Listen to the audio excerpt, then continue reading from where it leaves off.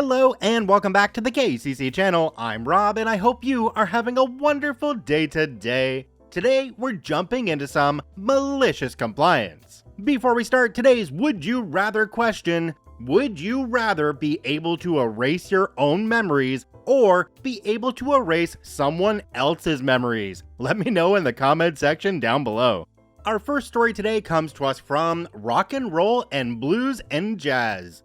Document hoarding bureaucrat gets exactly what they asked for. Let's jump right in. Little House on the Prairie, European Union. A small farm in European Union was applying for an EU agricultural subsidy for a storehouse, big enough for storing a couple of farming vehicles and odd bits of this and that, otherwise lying around the farm like orphaned rounds of cheese. Nothing fancy. EU is notorious for the exhausting amount of paperwork needed for any kind of agricultural subsidy. The process is usually both long and tedious. Ask any farmer if you don't take my word. On top of that, you have the local government adding their mostly unnecessary and confusing bureaucratic sprinkles to the cake. Because who just doesn't love good old paperwork, yay?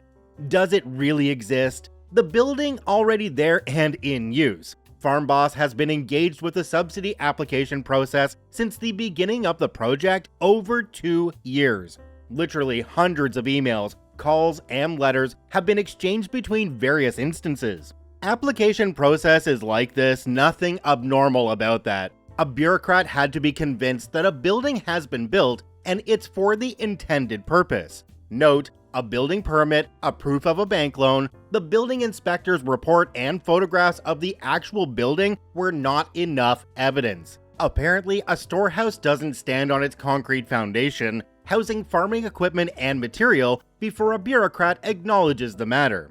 An existential crisis of architectural sorts, I suppose.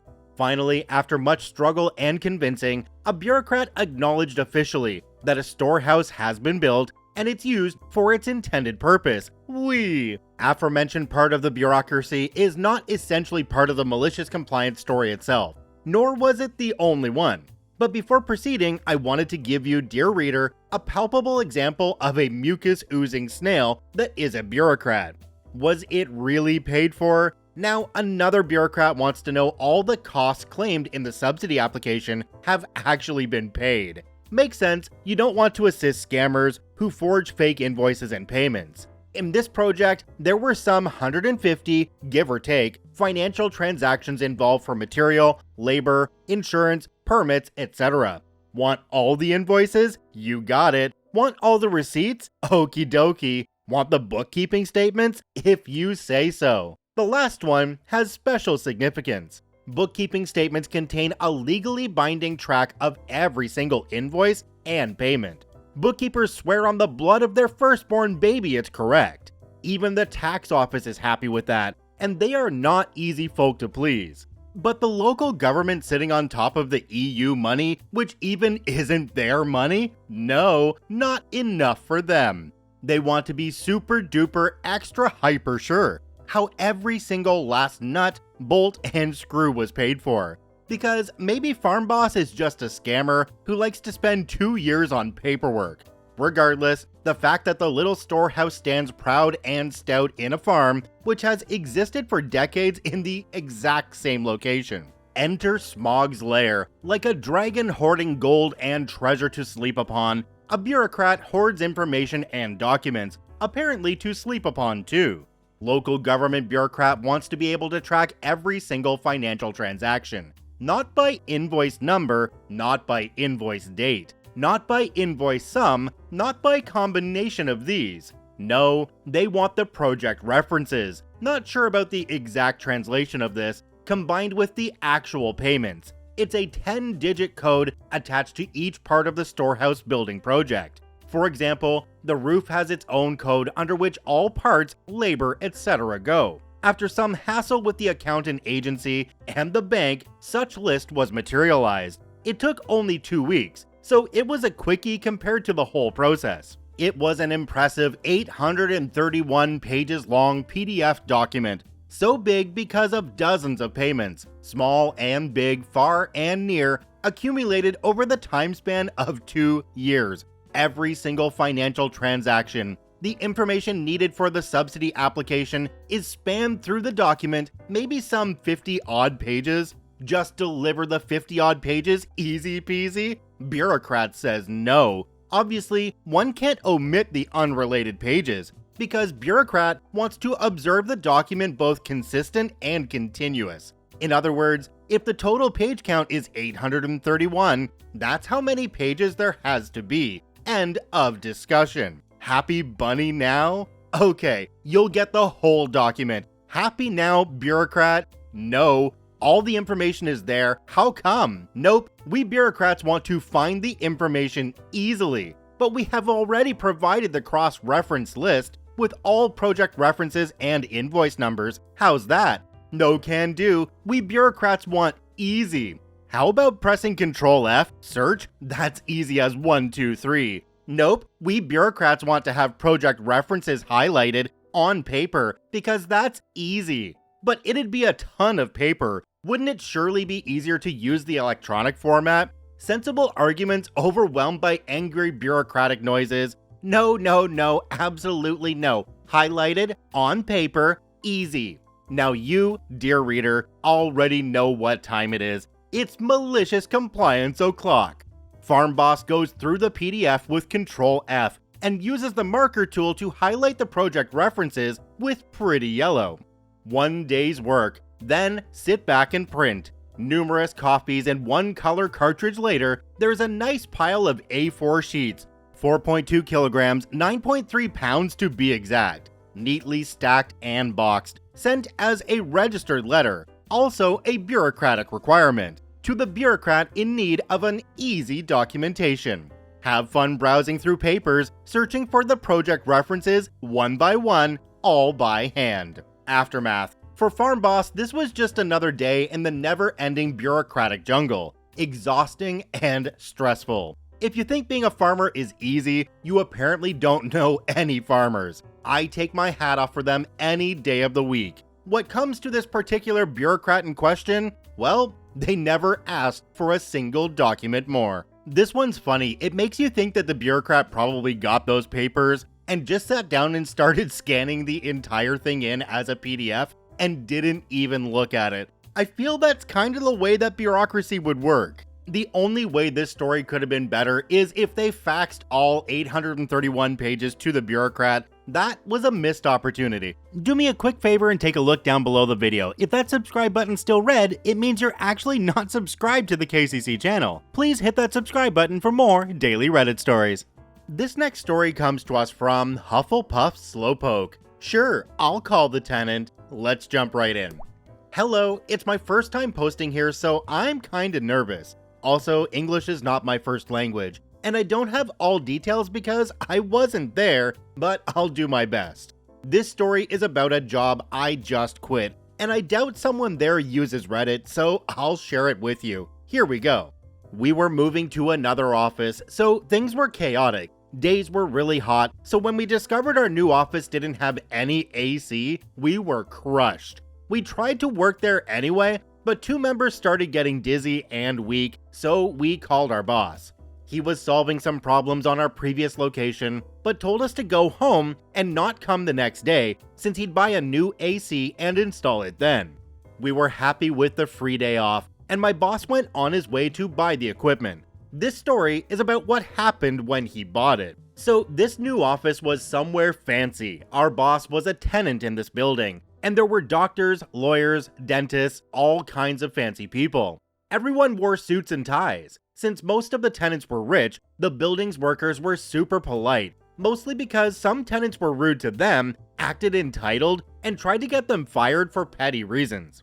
Anyway, my boss called some of his friends and said, "Hey, would you help me install an AC on my new office? I'll pay you with some beers," and they accepted. Since it was, again, really hot, my boss and their friends went there the next morning wearing tank tops, shorts, and sandals. They were greeted by someone who worked there, I don't remember his name, but I'll call him assistant, that knew who my boss was and would follow him around, answer his questions, help him with any infos about the building or the room. You know, a good human being. He was supposed to know all tenants, so everybody liked him, but I guess he wasn't in a leadership position because his workmates didn't seem to enjoy his presence. He didn't seem to care though.